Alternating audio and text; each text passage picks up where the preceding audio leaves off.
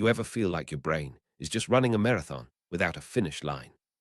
Does that endless loop of worry keep you up at night, replaying mistakes and inventing future disasters? I get it. What if I told you that three ancient, forgotten rules written thousands of years ago can permanently shut down modern anxiety? That's not hype. It's Stoicism, simplified for your 21st century mind. Stick around, because the third rule is so counterintuitive and so simple. Applying it feels like you are finally cheating the worry system.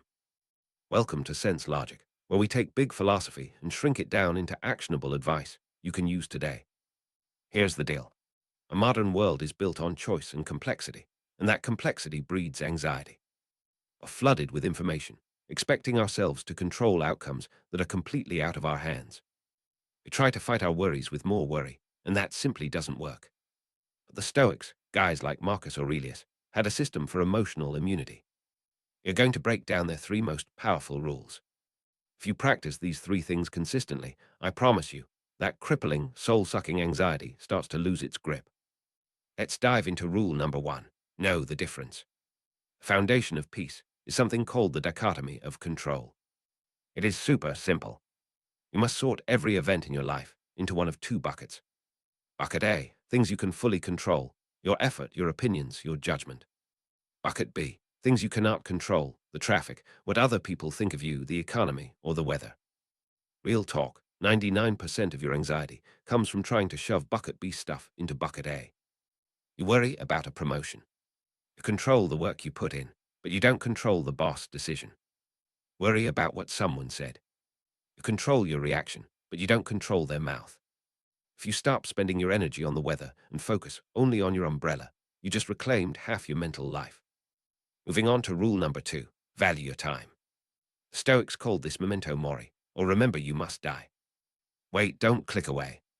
This isn't morbid. This is the ultimate motivator. Most of us treat our time like we have unlimited refills. We waste hours scrolling, procrastinating, and agonizing over things that don't matter. We allow worry to steal our day. But if you woke up tomorrow and knew you only had 30 days left, would you spend 20 of those days worrying about a debt you already paid off, or stressing about a colleague who doesn't like you? No way. You would focus on what is essential.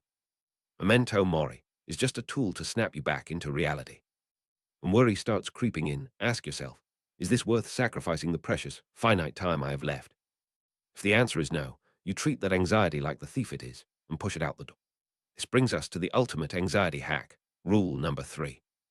This is the one I wanted you to stick around for because it's the most powerful and the most misunderstood. Rule number three, visualize the worst. It sounds counterintuitive, right? Why would you intentionally think about failure? The technique is called Premeditatio Malorum, or the premeditation of evils. This is the anxiety vaccine.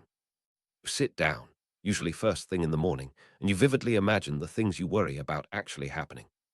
What if I lose my job? What if this presentation completely bombs?